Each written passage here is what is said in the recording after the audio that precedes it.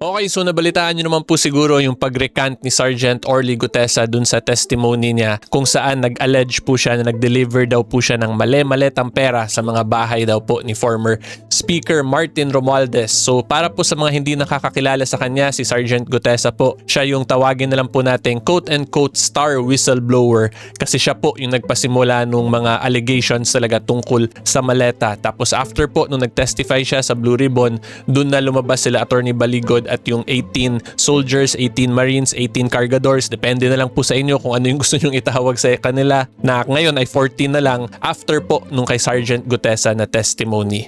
So in summary po, ang nangyari ngayon ay nag-recant nga po siya. Then 2 days ago po, si former Speaker Martin ay nag-submit ng counter affidavit niya. Tapos pinapa-dismiss na niya yung case, yung pending plunder case po niya, corruption case sa ombudsman kasi significant daw, yung legal theory nila, significant daw or malaking bagay daw po yung testimony ni Sergeant Gutesa. So since nag-recant siya, therefore dapat ma-dismiss na. And aside from that daw po, may 25 witnesses naman daw si former speaker na magpapakita daw talaga na inosente siya at wala siyang involvement dun sa flood control corruption case na currently pending against him. And then yung Office of the Ombudsman naman nagsabi na despite the recantation ni Sergeant Gutesa, ay meron naman daw po silang 28 witnesses na nakaantay din na posible daw nilang gamitin against Speaker Martin.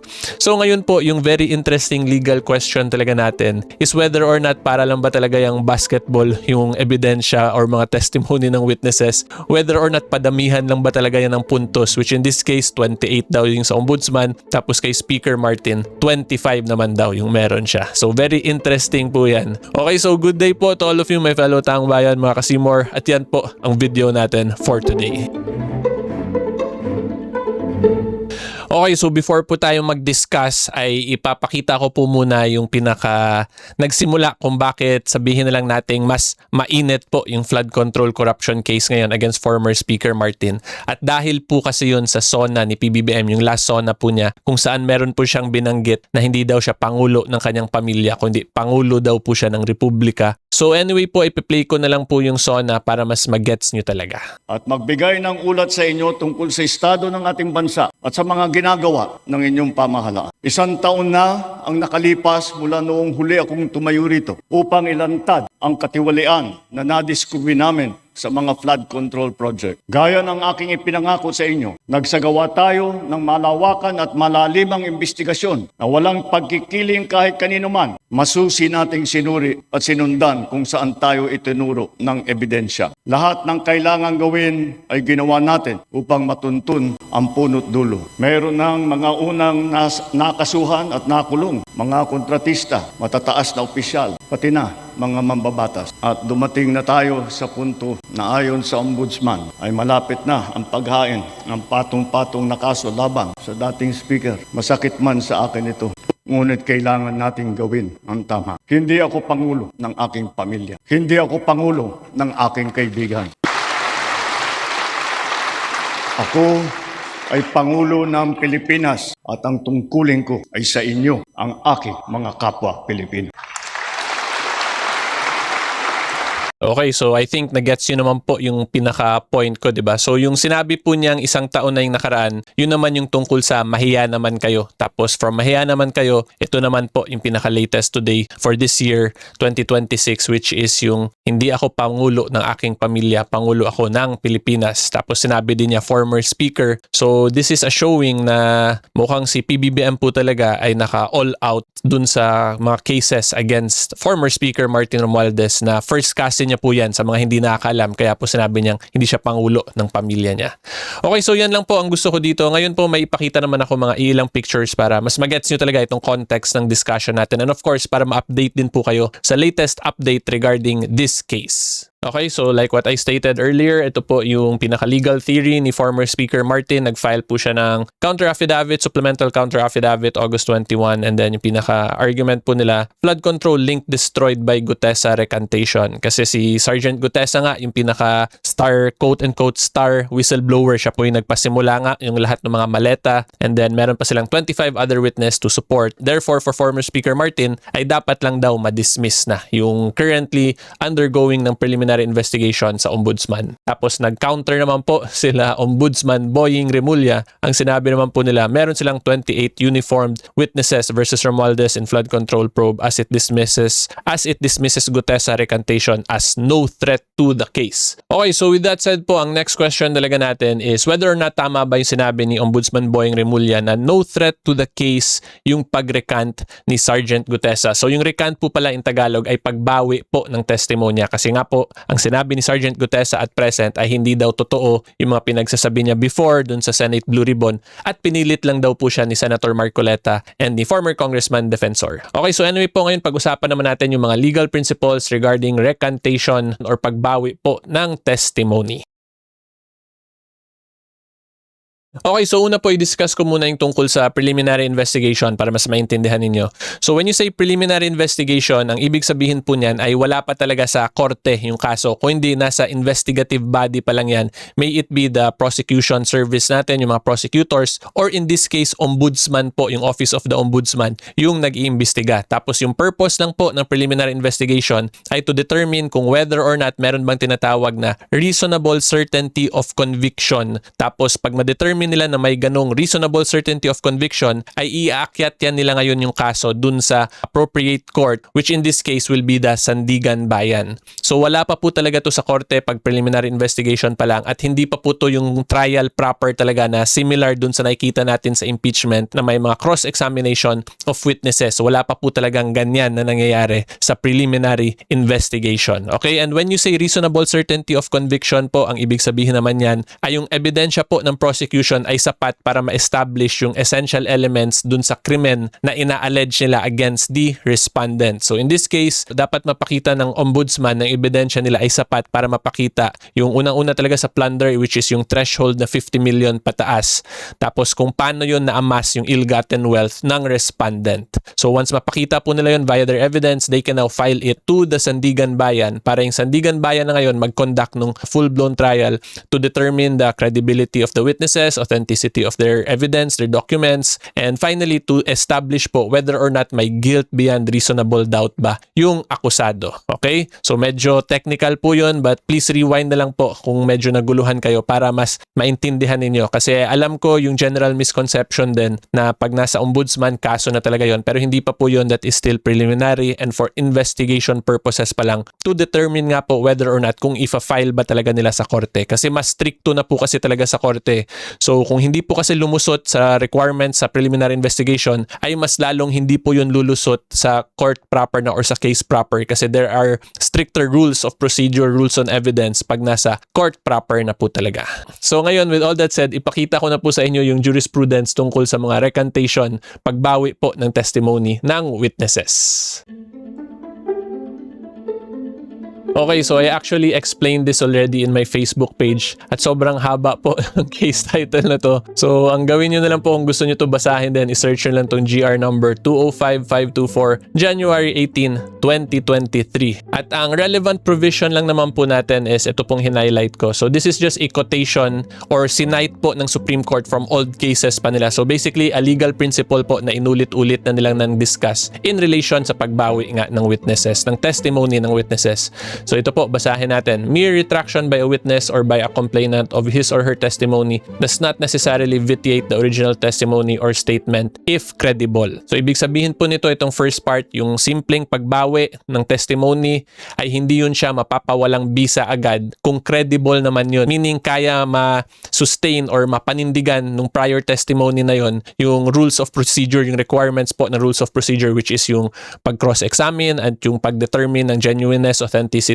Okay, and then yung next, the general rule is that courts look with disfavor upon retractions of testimonies previously given in court. The reason is because affidavits of retraction can easily be secured from poor and ignorant witnesses, usually through intimidation or for money or for monetary consideration. So kung makita po ninyo, hindi rin po pinapaboran ng korte yung mga pag-recant, yung mga bagong testimony kasi alam din nila na lalo na pag mahirap yung witness or galing sa not so favorable circumstances sa buhay ay ay madali po sila ma-influensyahan, ma-intimidate via money or other benefits pa, 'di ba? So alam din po talaga yan ng korte kaya hindi siya pinapaboran. And then yung next, moreover, there is always the probability that they will later be repudiated and there would never be an end to criminal litigation. So itong part na to, ang sabi naman, pagpapayagan kasi na paboran agad purkit nag-recant ay magkakaroon nung complications ngayon sa justice system natin kasi magre-recant lang na magre-recant pag nabayaran ng nabayaran. Yun po yung pinaka-simple term talaga niyan. Okay, and it would also be a dangerous rule for courts to reject testimonies solemnly taken before courts of justice simply because the witness who had given them later on changed their minds for one reason or another. This would make solemn trials as a mockery and place the investigation of the truth at the mercy of unscrupulous witnesses. To be sure, recantations made by witnesses must be viewed with utmost caution and circumspection because the motivations behind them may not necessarily be in consonance with the truth. Moreover, to automatically uphold them in any form would allow unscrupulous witness to trifle with the legal process and make a mockery of established judicial proceeding to the detriment of the entire justice system. So kung makita po ninyo, again, alam po ng korte yan na pag hindi nga favorable yung circumstances sa buhay ng isang witness ay pwede talaga yan siya ma-intimidate via mga monetary influence or mga other influence pa. So hindi pinapaboran ng korte porket nag-recant ka lang. Ang titingnan po talaga dyan ng korte yung your statement, whether or not meron ba yun siyang substance, may laman yun siya, kaya niya ma-prove yung gusto niyang i-allege doon or yung ina-allege niya doon. Tapos whether or not meron bang mga other supporting documents, supporting testimonies na magso-support doon sa original statement na yon.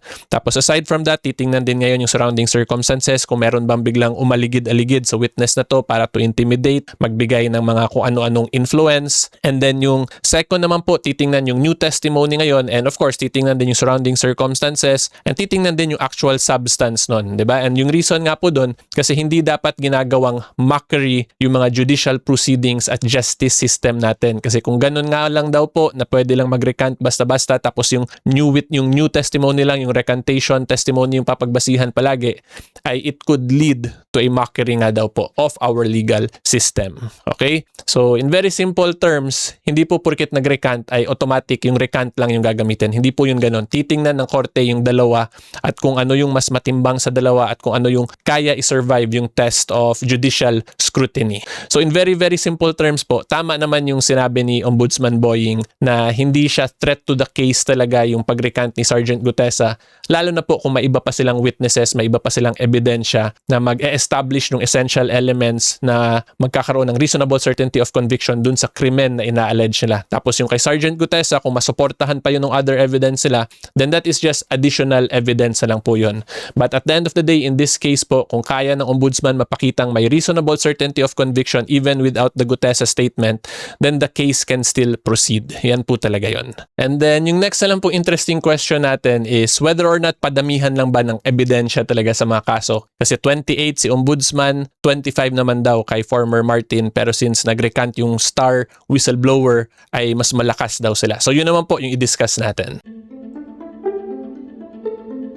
Okay, so ang masasabi ko lang dyan po, hindi po yan padamihan talaga ng evidence kasi kung let's say meron ngang 28 na witnesses yung isang side tapos yung mga testimony naman pala nila ay puro hearsay, meaning hindi galing sa personal knowledge nila, or nung kinross-examine halatang nagsisinungaling, tapos yung kabila let's say merong isa lang pero very strong yung testimony nun, tapos merong mga supporting documents, other pieces of evidence na magsusupport sa testimony na yon. In that case, posible pa rin manalo yung isa kung mas mapapakita talaga yung lahat ng allegations, lahat ng elements ng crime. So in simple terms, hindi po siya simply padamihan lang ng witness kasi itetest nga dyan or mag-undergo po ng judicial scrutiny yung mga witnesses na yan.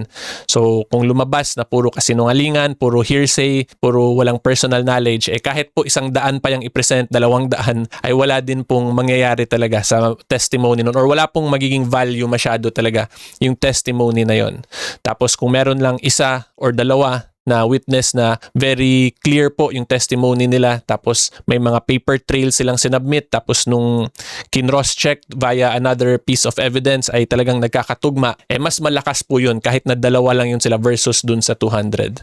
So hindi po dapat ganun yung maging mindset natin when we talk of evidence, rules on evidence, na paramihan lang na porket may 28 si ombudsman ay lamang na agad siya. Hindi po yun ganun. But again, I would just reiterate na tama naman po yung sinabi nga ni ni Ombudsman Boying din na posibleng hindi rin threat yung pag-recant ni Sergeant Gutesa as long as mapakita na nila yung essential elements of the crime they are alleging, which is plunder, graft, and corruption via itong 28 other witnesses pa nila. Okay? And then yung gusto ko na lang din po idagdag dito ay in preliminary investigation din po kasi hindi strictly talaga nag-a-apply yung rules on evidence or rules of procedure kasi wala pa naman po talaga to sa court proper. So ito rin pala yung gusto ko lang din i-explain ng maayos sa inyo kasi nagkakaroon na ng discussion among the public na porket nag-recant, therefore mahirap na daw yung kaso. But hindi po yun ganun ka-simple lang kasi number one, si Ombudsman Remulla himself stated may 28 other witnesses sila. Number two, yung mga strict rules on evidence, technical rules on evidence ay hindi po yun strictly nag-a-apply din talaga sa preliminary investigation. So anyway po, may papakita na lang case sa inyo para mas magets nyo talaga itong point ko. Okay, so this case po is GR numbers 216838- up to 39 October 10, 2023. So I'm sure yung sa party to the case familiar po kayo dito. This is Janet Lim Napoles. Ito po yung involved dun sa PDAF scam before. Okay, so anyway po, ito yung relevant provision natin. So kung makita nyo po dito, inulit-ulit na to ng Supreme Court dito eh. So in this Cambe case, Cambe instructs how probable cause is determined. Thusly, so Cambe is a case na sinasite ng Supreme Court in this case as legal basis. So again, this is a showing na yung mga legal procedures na dinidiscuss dito was already discussed in other cases pa, in past cases of the Supreme Court. So dito, it should be borne in mind that probable cause is determined during the context of a preliminary investigation, which is merely an inquisitorial mode of discovering whether or not there is reasonable basis to believe that a crime has been committed and that the person charged should be held responsible. It is not the occasion for the full and exhaustive display of the prosecution's evidence. Therefore, the validity and merits of a party's defense or accusation, as well as the admissibility of testimonies and evidence are better ventilated during trial proper than at the preliminary investigation level. So ito medyo in-explain ko na to kanina, di ba? Accordingly, owing to the initiatory nature of preliminary investigation, the technical rules of evidence should not be applied in the course of the proceedings. In this light, and as will be elaborated upon below, this court has ruled that probable cause can be established with hearsay evidence as long as there is substantial basis for crediting the hearsay, and that even an invocation of the rule on res inter alios acta at this stage of the proceeding is improper. So anyway, yung point ko lang po talaga, technical rules of evidence, yung mga pag-object because nag-recant, so on and so forth, therefore hearsay na, ay hindi yun automatic na mag-a-apply sa PI or hindi siya strictly mag-a-apply talaga sa PI as long as mapakita ng or sa tingin ng ombudsman ay meron ng reasonable certainty of conviction. So kung nakita po nyo dito, probable cause pa yung binabanggit dito kasi old rules pa po yung ginagamit. Pero everything else naman, itong legal theory na dinidiscuss is still applicable to the PI na kinokonduct ng ombudsman except for itong probable cause. Palitan lang to ng reasonable certainty of conviction. But the main point lang po dito is itong technical rules of evidence should not be applied. So, wag po sana natin i-confuse yung public porket nag-recant automatic na agad kasi pwede pa yan i-argue ng ombudsman if you actually look at legal principles involving the preliminary investigation level po of cases. Okay, so yan lang po. Ngayon po, ang final discussion na lang po natin ay kung ano ba dapat yung i-expect natin tayo po as the taong bayan. Ano po yung dapat i-expect natin sa ombudsman, kay PBBM and the rest of the administration na nag-handle nitong flood control corruption case na to. Okay, so for me po, ang ina-expect ko lang po talaga or ang gusto ko lang talaga mangyari sa case na to ay number one, dapat po talaga masunod yung mga constitutional processes natin, which is number one, the right to due process. So bigyan ng right to due process si Speaker Martin. Tapos of course, tayo din, the taong bayan, kasi tayo naman po yung involved dito once ma-file to, magiging people of the Philippines, diba yung name ng case niyan versus the accused or the respondent, ay dapat ma-protektahan din po yung karapatan natin to accountability.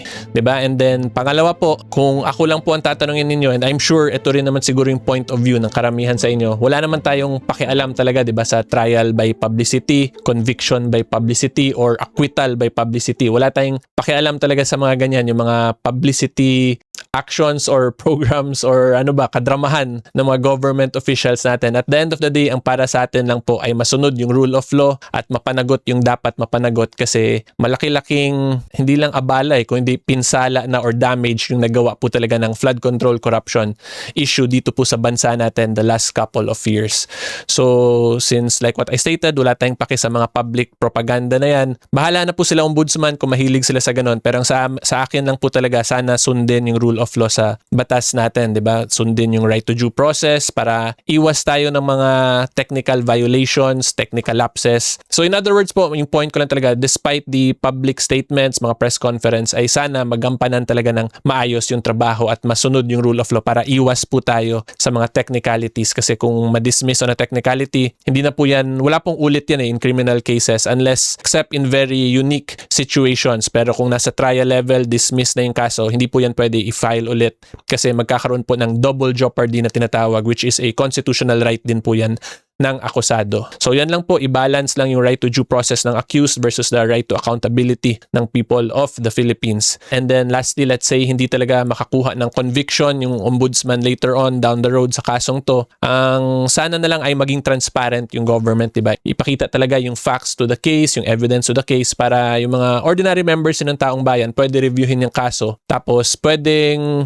may ibang gawin through other means. Hindi po via mga violent means kundi via our right to suffrage po, yung karapatan natin bumoto. Kasi at the end of the day, yung mga individuals naman po na allegedly involved sa flood control corruption ay mga politicians, diba? So kung hindi natin makuha via the legal system yung hinahanap nating justice, ay bawian na lang natin via the political or electoral justice. Yan na lang po ang second resort na pwedeng gampanan ng taong bayan. So this is simply just a call lang po for transparency. So kung makita po ninyo, medyo corny itong sinasabi ko kasi paulit-ulit na, diba? Transparency, accountability. Pero yun lang po kasi talaga yung applicable provisions even in this case. So in summary, we just want na mapanagot, maging accountable po yung mga dapat mapanagot talaga kung sino man yung mastermind talaga na yan at maging transparent din po yung government natin. Kasi halos lahat naman po ng Pilipino affected talaga because of the massive flooding due to flood control corruption issues. Okay, so yan lang naman po ang masasabi ko. Huwag niyo po sana kalimutan i-like itong video, mag-subscribe po sa YouTube channel ko, and kung gusto niyo po ng behind the scenes /Maritesan sa Facebook at TikTok naman po yon. And special thanks po to the members of my Associates for Truth, yung membership program po sa YouTube ko. Maraming salamat po for the extra support. And until next time, see you all po. Bye-bye!